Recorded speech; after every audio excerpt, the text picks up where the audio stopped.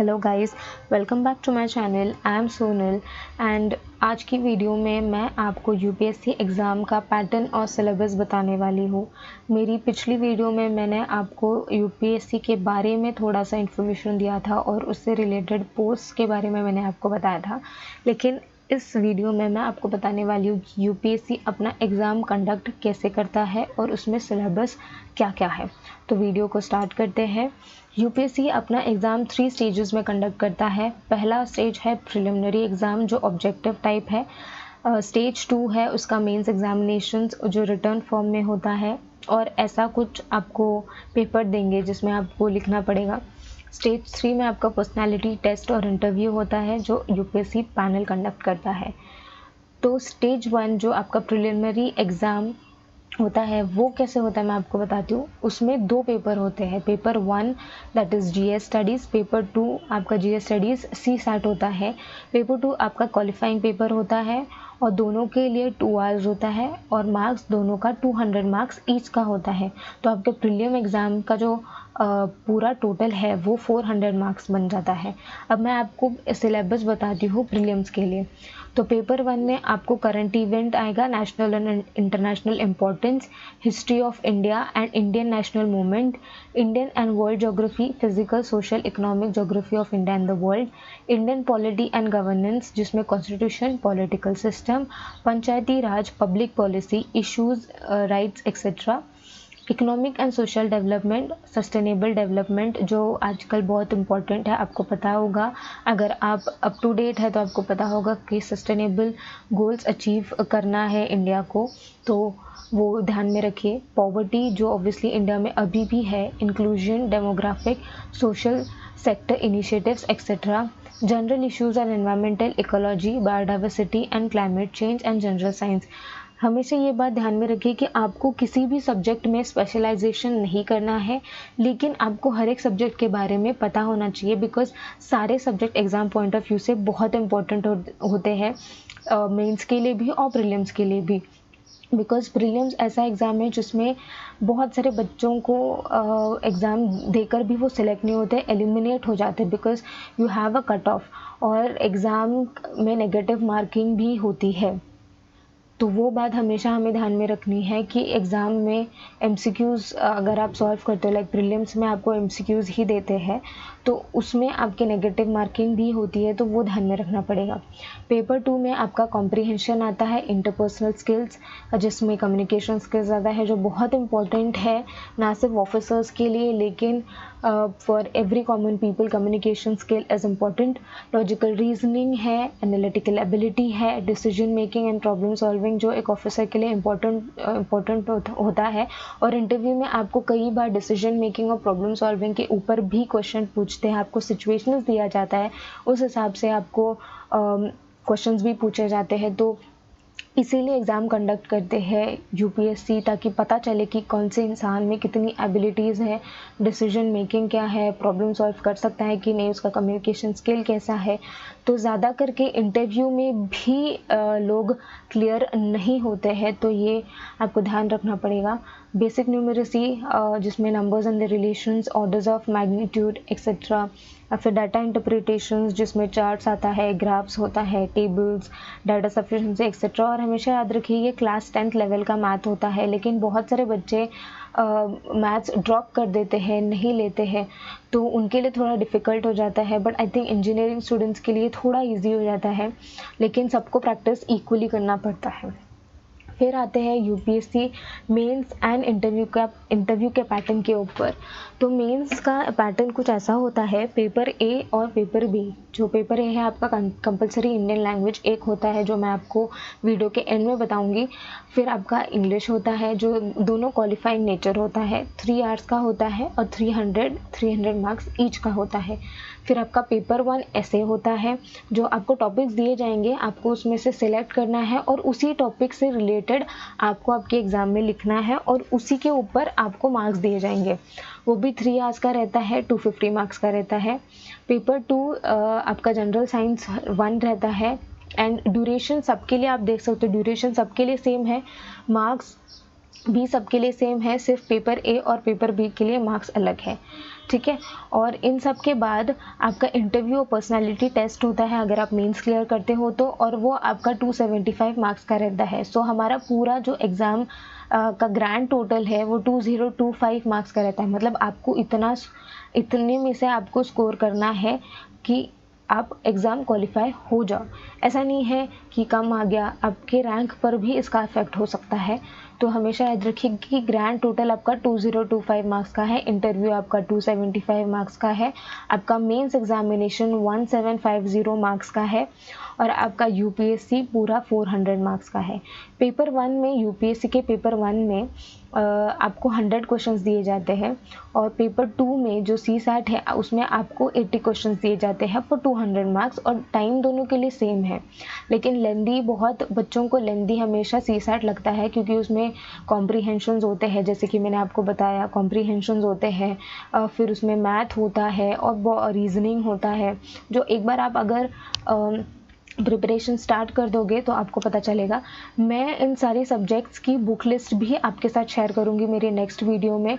इनके लिए भी, कॉम्प्रीहेंशन के लिए, फिर मैथ के लिए, रीजनिंग के लिए, इनके लिए भी कौन कौन सी बुक्स लगती है वो भी मैं आपको बताऊंगी।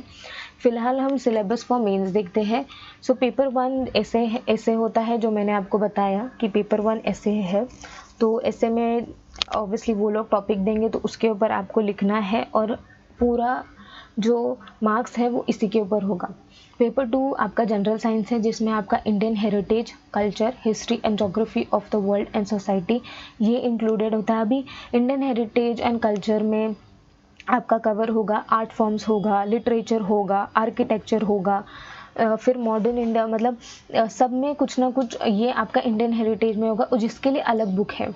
हिस्ट्री में आपका फ्रीडम स्ट्रगल होगा, पोस्ट इंडिपेंडेंस होगा, फिर रीऑर्गेनाइजेशन ऑफ द स्टेट्स होगा, हिस्ट्री ऑफ द पूरा हिस्ट्री ऑफ वर्ल्ड होगा, जिसमें इंक्लूड जैसे कि अगर मैं आपको बताऊं तो उसमें कॉलोनाइजेशन होता है, डीकॉलोनाइजेशन है, फिर कम्युनलिज्म है, कैपिटलिज्म है, सोशलिज्म है, और बहुत सारी और भी चीज़ें हैं। फिर उसके बाद में जिसमें आपको साइलेंट फीचर्स भी है, Indian society, diversity of India, इसके ऊपर।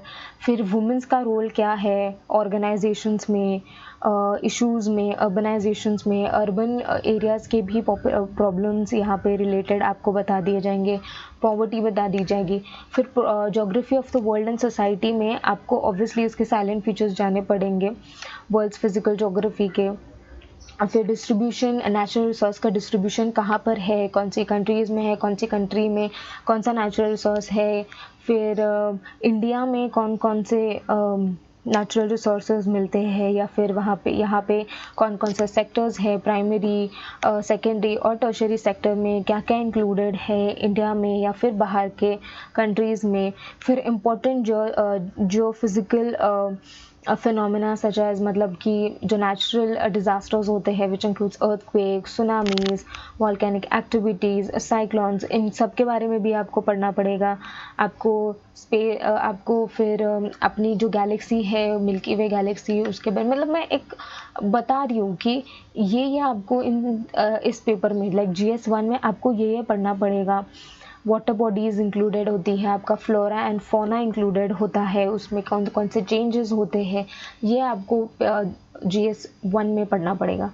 पेपर 3 जनरल स्टडीज़ 2 में governance, constitution, polity, social justice and international relations, ये आपको पढ़ना पड़ेगा। इंडियन कॉन्स्टिट्यूशन में ज़्यादा करके एवोल्यूशंस होते हैं, अमेंडमेंट्स होते हैं, सिग्निफिकेंट प्रोविजंस होते हैं, बेसिक स्ट्रक्चर होता है, फंक्शंस एंड रिस्पॉन्सिबिलिटीज़ होते हैं, यूनियन के भी, स्टेट के भी, उनका साथ में क्या कंट्रीब्यूशन है, वो साथ में क्या करते हैं, issues pertaining to federal structure वो है, separation of powers between various organs, dispute redressal mechanism and institution, ये टॉपिक भी इम्पोर्टेंट है। पार्लियामेंट एंड स्टेट लेजिस्लेचर का भी स्ट्रक्चर, उनका फंक्शन, फिर वो बिजनेस कैसे कंडक्ट करते हैं, वो भी इम्पोर्टेंट है। फिर स्ट्रक्चर, ऑर्गेनाइजेशन और फंक्शनिंग एग्जीक्यूटिव और जुडिशरी का, गवर्नमेंट का, और साइलेंट फीचर्स भी आपको बताएंगे। पीपल्स एक्ट का जो साइलेंट फीचर्स है वो भी आपको इसमें पढ़ाया जाएगा। फिर आपको different NGOs, self help groups, charitable जो चैरिटीज़ होती है उनके बारे में, जो डोनर्स होते हैं उनके बारे में आपको पढ़ना पड़ेगा, जो सोशल जस्टिस के अंदर आता है। फिर इंटरनेशनल रिलेशंस में आपका फिर आता है कि आप इंडिया का बाकी कंट्रीज़ के साथ कौन सा रिलेशन है और कैसा रिलेशंस है, हेल्दी है, अनहेल्दी है। फिर इंडिया कहाँ से कौन सी चीज़ बोरो करती है या फिर किसी को यहाँ से कौन सी चीज़ देती है, वो सब भी इसमें उतना ही इम्पोर्टेंट है। फिर आता है आपका पेपर 4 जनरल स्टडीज़ 3, जिसमें इंक्लूडेड है आपका technology, economic development, biodiversity, environment, security and disaster management. तो इसमें आपका Indian economy and issues related to planning, mobilisation of resources, growth, development and employment, inclusive growth and issues arising from it, इन सबसे क्या issues arise होते हैं वो भी है। प्लानिंग है, लेकिन फिर फुल्ली प्लानिंग अगर नहीं होगा तो उससे क्या होगा वो आपको इसमें देखना पड़ेगा। फिर बजट आता है, क्योंकि हर साल गवर्नमेंट बजट होता ही है गवर्नमेंट का, तो वो भी आपको पढ़ना पड़ेगा। Budget is important. हम नहीं बता सकते कि इस बार एग्ज़ाम में बजट आएगा कि नहीं आएगा, लेकिन आपको वो हर साल पढ़ना ही पड़ता है, क्योंकि जिसमें गवर्नमेंट बहुत सारे चेंजेस करते हैं, बहुत सारी चीज़ें ऐसी होती है जो नई आती है, तो वो भी आपको ध्यान में रखनी पड़ेंगी। फिर जो मेजर क्रॉपिंग पैटर्न्स है अलग मतलब डिफरेंट कंट्रीज़ में, वो आपको यहाँ पे देखना पड़ेगा। इरिगेशन कैसे होता है, irrigation system, storage, transport and marketing, ये सब टेक्नोलॉजी और इकोनॉमिक डेवलपमेंट में आता है, ये आपको ध्यान में रखना पड़ेगा। और फिर इश्यूज जो डायरेक्ट और indirect farm subsidies and minimum support prices, public distribution system, उसके ऊपर रिलेटेड होते हैं, जिसमें ऑब्जेक्टिव्स आएगा, उनका फंक्शनिंग आएगा, लिमिटेशंस आएगा, revamping issues of other buffer stocks and food security, तो ये सब उसमें इंक्लूडेड होता है इकोनॉमिक्स में। तो ये आपको ध्यान रखना पड़ेगा हमेशा जब भी आप प्रिपरेशन करो। लैंड रिफॉर्म्स इन इंडिया, ये भी ध्यान में रखना पड़ेगा। फिर इंफ्रास्ट्रक्चर, जैसे कि जिसमें पोर्ट्स आ गया, रोड्स आ गया, एयरपोर्ट्स आ गया, रेलवेज, एनर्जी, ये इंफ्रास्ट्रक्चर में आता है। फिर इन्वेस्टमेंट मॉडल्स क्या होते हैं। फिर साइंस एंड टेक्नोलॉजी का जो मैंने आपको बताया, उसमें डेवलपमेंट आएगा, उसका एप्लीकेशंस आएगा, और एवरीडे लाइफ में उसका क्या इफ़ेक्ट होता है ये भी आपको देखना पड़ेगा। और मोस्टली ये सब जो साइंस एंड टेक्नोलॉजी का पार्ट होता है वो मोस्टली आपका करंट अफेयर्स में, करंट इवेंट्स में कवर हो जाता है, तो आपको अप टू डेट रहना पड़ेगा फॉर करंट इवेंट्स।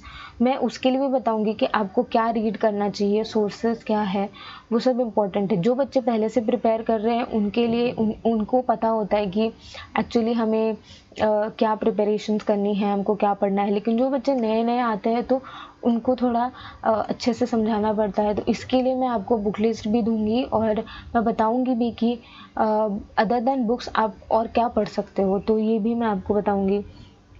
फिर यहाँ पे डिज़ास्टर मैनेजमेंट भी होता है, जो नेचुरल डिज़ास्टर्स होते हैं उनका management, there are many things included in general studies 3। Space से रिलेटेड होता है, IT से रिलेटेड होता है, कंप्यूटर रोबोटिक्स से रिलेटेड होता है, नैनो टेक्नोलॉजी, बायोटेक्नोलॉजी, फिर इंटेलेक्चुअल प्रॉपर्टी राइट्स, इससे भी रिलेटेड होता है। Linkage between development and spread of extremism, ये भी इसमें इंक्लूडेड होता है।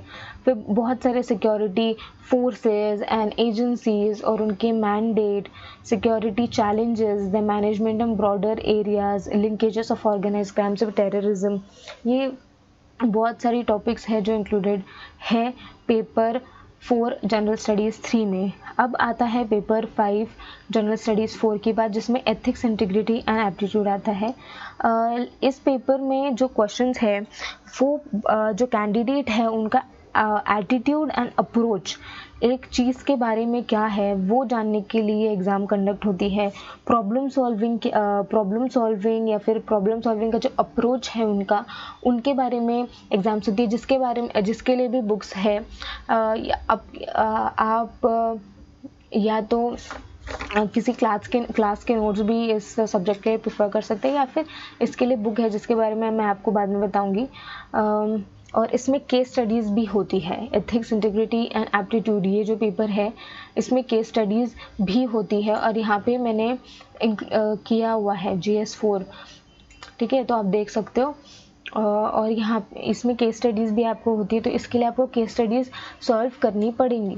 फिर आपका आता है पेपर 6 एंड पेपर 7, जो आपका ऑप्शनल सब्जेक्ट्स है। आपको ऑप्शनल सब्जेक्ट्स जो है वो आपको चूज़ करना पड़ेगा एक्चुअली, ठीक है। तो मैं आपको नेक्स्ट स्लाइड में ये बताऊंगी कि ऑप्शनल सब्जेक्ट्स कौन कौन से हैं।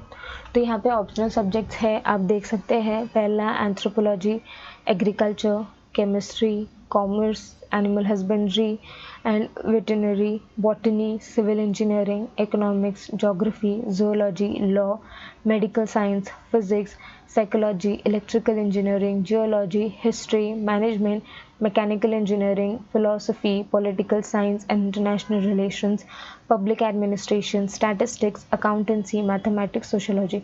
इट्स नॉट नेसेसरी कि आपको इसमें से अगर आपको कोई भी सब्जेक्ट अगर एज योर ऑप्शन चुनना है तो आपको उसमें एक स्पेशलाइजेशन ही करना है। Like I am a commerce student but मेरा ऑप्शनल इज़ एंथ्रोपोलॉजी। बहुत सारे बच्चे ऑप्ट करते हैं for political science which is awesome optional subject to opt for. कुछ बच्चे ज्योग्राफी करते हैं, कुछ बच्चे सोशियोलॉजी करते हैं, फिर कुछ बच्चे पब्लिक एडमिनिस्ट्रेशन करते हैं, जैसे पबैड, इन शॉर्ट पबैड बोलते हैं बहुत सारे बच्चे। हिस्ट्री भी बहुत सारे बच्चे ऑप्ट करते हैं। तो आपके ऊपर है कि आपको कौन सा सब्जेक्ट चूज़ करना है, लेकिन इसके लिए आपको उसके बारे में थोड़ा नॉलेज होना चाहिए, या फिर उसके बारे में पहले आपको थोड़ा इन्फॉर्मेशन गैदर करना चाहिए कि क्या हम इसमें आगे जा सकते हैं कि नहीं, ठीक है। जैसे पॉलिटिकल साइंस अगर आप ऑप्ट करते हो तो वो आपका करंट इवेंट्स भी कवर कर लेगा, आपका एम लक्ष्मीकांत जो बुक है वो भी कवर कर लेगा। तो बहुत सारी चीज़ें, इसलिए बच्चे उस सब्जेक्ट को या फिर उस ऑप्शनल सब्जेक्ट को ऑप्ट करते हैं, ताकि उनका उसी में सब कुछ हो जाता है। कुछ बच्चों को बहुत इंटरेस्ट रहता है पॉलिटिकल साइंस में तो वो ऑप्ट कर लेते हैं। हिस्ट्री भी उतना ही इम्पोर्टेंट है और उतना ही इंटरेस्टिंग है अगर कोई उसे ऑप्शनल बनाना चाहता है, और ज्योग्राफी भी। फिर आपका जो लैंग्वेज है, लैंग्वेज आपके 23 लैंग्वेजेस में से आप चुन सकते हो, लाइक असमीज़, बंगाली, बोडो, डोंगरी, गुजराती, हिंदी, कन्नड़ा, कश्मीरी, कोंकणी, मैथिली, मलयालम, मणिपुरी, मराठी, नेपाली, ओरिया, पंजाब, संस्कृत, संथली, सिंधी, तमिल, तेलुगु, उर्दू, इंग्लिश। तो ये जो लैंग्वेज, देखो इंग्लिश तो आपके लिए वैसे भी कंपलसरी है, आपका एक इंग्लिश का पेपर पहले से ही है, लेकिन आपको इसमें से आपके लिए कौन सा लैंग्वेज इजी होगा वो आपको चुनना पड़ेगा।